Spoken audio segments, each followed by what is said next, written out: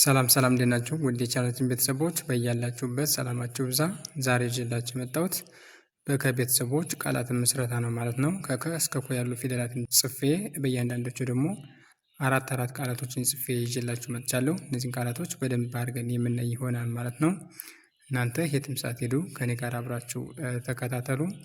በመጀመሪያ ግን ለቻናላችን ቤተሰብ የሆናችሁ ቪዲዮውን ላይክ እና ሼር አድርጋችሁ ጀምሩ። እንዲሁም ለቻናላችን አዲስ የሆናችሁ ደግሞ ቻናሉን ሳብስክራይብ በማድረግ ቤተሰብ ሁኑ። አሁን ቀጥታ ወደ ቪዲዮ እንሂድ።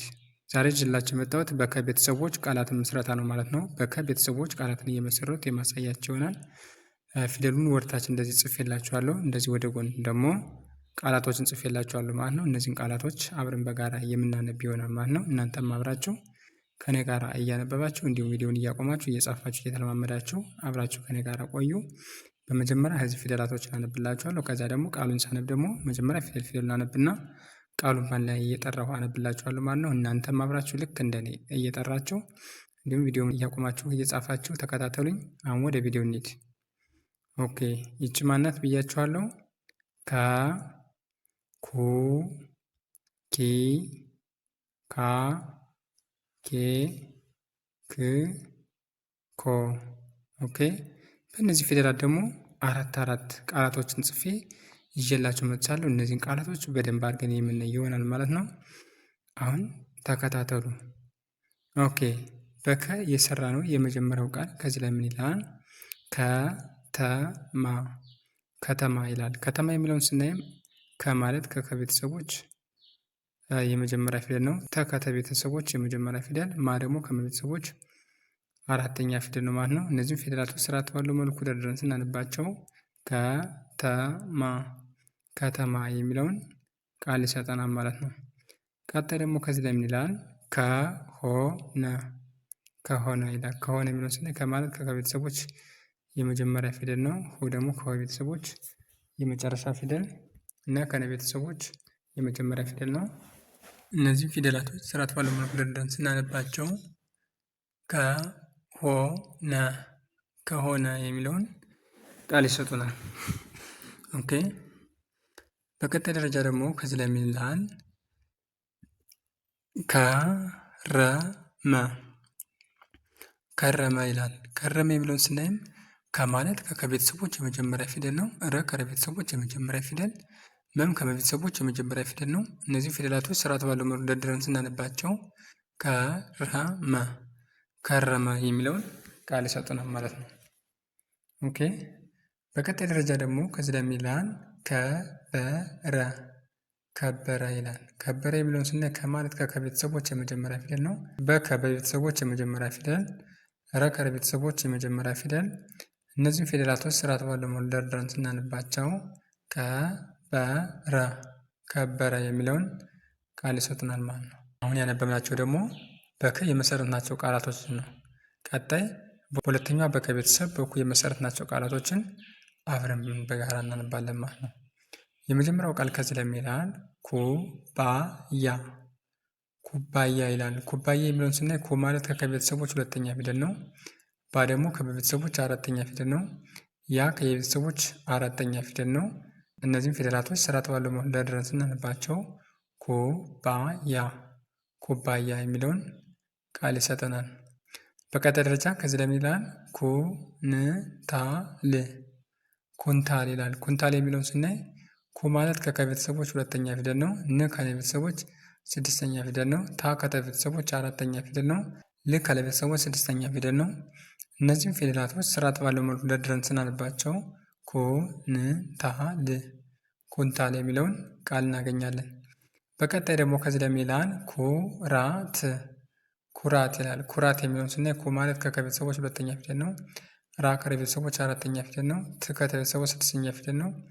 እነዚህም ፊደላቶች ስርዓት ባለው መልኩ ደርድረን ስናነባቸው ኩራት ኩራት የሚለውን ቃል ይሰጠናል። በቀጣይ ደረጃ ከዚህ ላይ ምን ይላል? ኩነኔ ኩነኔ ይላል። ኩነኔ የሚለውን ስናይ ኩ ማለት ከቤተሰቦች ሁለተኛ ፊደል ነው። ነ ከቤተሰቦች የመጀመሪያ ፊደል ነው። ኔ ከቤተሰቦች አምስተኛ ፊደል ነው። እነዚህም ፊደላቶች ስርዓት ባለው መልኩ ደርድረን ስናነባቸው ኩነኔ ኩነኔ የሚለውን ቃል እናገኛለን። ኦኬ አሁን ያነበብናቸው ደግሞ በሁለተኛዋ በከቤተሰብ በኩ የመሰረትናቸውን ቃላቶች ለማለት ነው። ቀጣይ በሶስተኛዋ በሆነችው በከቤተሰብ በኪ የመሰረትናቸው ቃላቶችን ደግሞ አብረን በጋራ እናነባለን። ኦኬ የመጀመሪያው ቃል ምን ይላል? ኪራይ ኪራይ ይላል። ኪራይ የሚለውን ስናይ ኪ ማለት ከከቤተሰቦች ሶስተኛ ፊደል ነው። ራ ከቤተሰቦች አራተኛ ፊደል ነው። ይህ ከቤተሰቦች ስድስተኛ ፊደል ነው። እነዚህም ፊደላቶች ስርዓት ባለው መደርደር ስናነባቸው ኪራይ ኪራይ የሚለውን ቃል ይሰጡናል። በቀጣይ ከዚህ ላይ ምን ይላል? ኪሳራ ኪሳራ ይላል። ኪሳራ የሚለውን ስናይ ኪ ማለት ከቤተሰቦች ሶስተኛ ፊደል ነው። ሳ ከቤተሰቦች አራተኛ ፊደል ነው። ራ ከቤተሰቦች አራተኛ ፊደል ነው። እነዚህም ፊደላቶች ስርዓት ባለው መደርደር ስናነባቸው ኪሳራ ኪሳራ የሚለውን ቃል እናገኛለን። ቀጣይ ደግሞ ከዚህ ላይ ምን ይላል? ኪዳን ኪዳን ይላል። ኪዳን የሚለውን ስናይ ኪ ማለት ከቤተሰቦች ሶስተኛ ፊደል ነው። ዳ ከቤተሰቦች አራተኛ ፊደል ነው። ን ከቤተሰቦች ስድስተኛ ፊደል ነው። እነዚህም ፊደላቶች ስርዓት ባለው መደርደር ስናነባቸው ኪዳን ኪዳን የሚለውን ቃል ይሰጠናል። ቀጣይ ደግሞ ከዚህ ላይ ምን ይላል? ኪዳኔ ኪዳኔ ይላል። ኪዳኔ የሚለውን ስናይም ኪ ማለት ከቤተሰቦች ሶስተኛ ፊደል ነው። ዳ ከቤተሰቦች አራተኛ ፊደል ነው። እኔ ደግሞ ከቤተሰቦች አምስተኛ ፊደል ነው።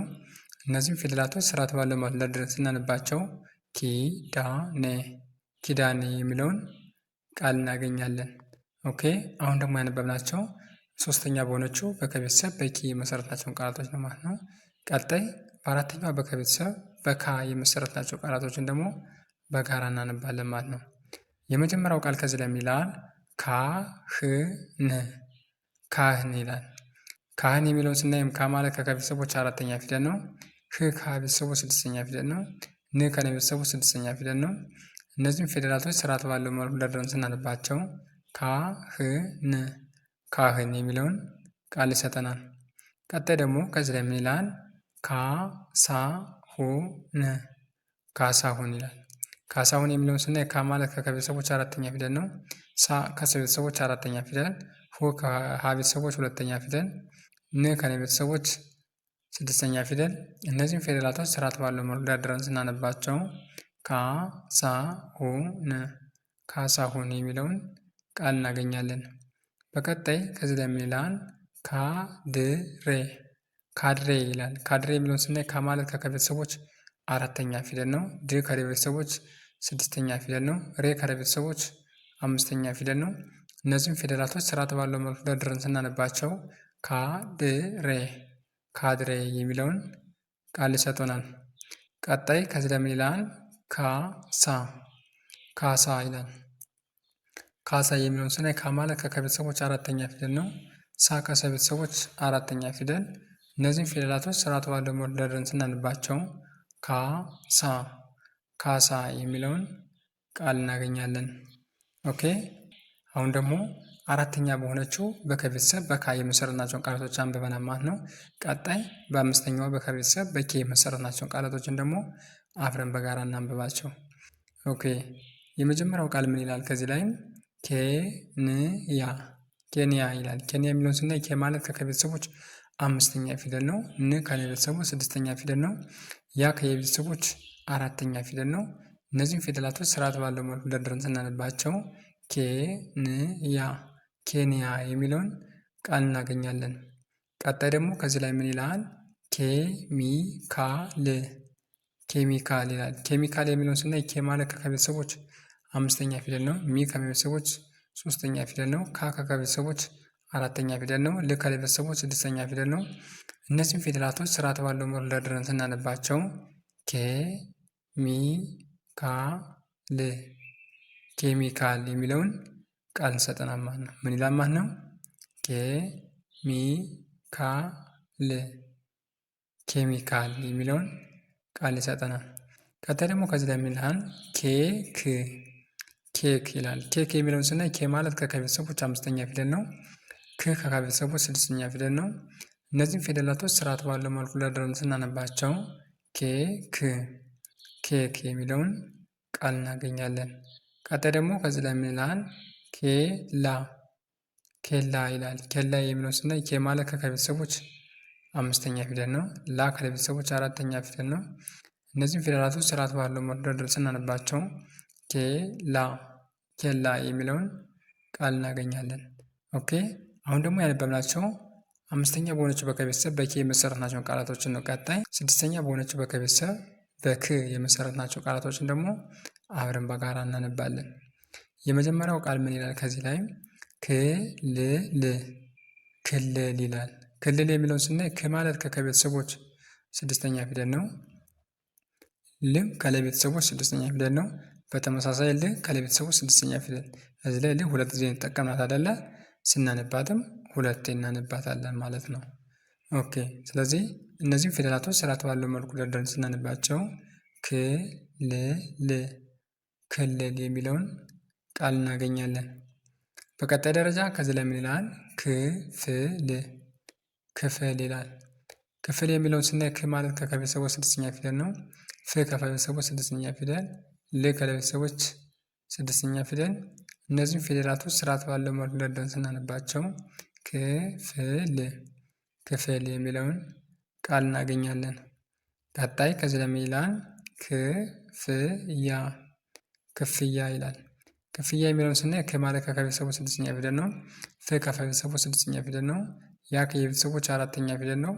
እነዚህም ፊደላቶች ስርዓት ባለው መልኩ ደርድረን ስናነባቸው ክፍያ ክፍያ የሚለውን ቃል ይሰጡናል። ኦኬ በቀጣይ ደረጃ ደግሞ ከዚህ ላይ ምን ይላል? ክብሮም ክብሮም ይላል። ክብሮም የሚለውን ስናይ ክ ማለት ከቤተሰቦች ስድስተኛ ፊደል ነው። ብ ከቤተሰቦች ስድስተኛ ፊደል ነው። ሮ ከቤተሰቦች የመጨረሻ ፊደል ነው። ም ከቤተሰቦች ስድስተኛ ፊደል ነው። እነዚህም ፊደላቶች ስርዓት ባለው መልኩ ደርድረን ስናነባቸው ክብሮም ክብሮም የሚለውን ቃል እናገኛለን። ኦኬ አሁን ደግሞ ያነበብኳቸው ስድስተኛ በሆነችው በከቤተሰብ በክ የመሰረትናቸውን ቃላቶች ነው ማለት ነው። ቀጣይ በመጨረሻ ወይም ሰባተኛ በሆነችው በከቤተሰብ በኮ የመሰረትናቸውን ቃላቶችን ደግሞ አብረን በጋራ እናነባለን።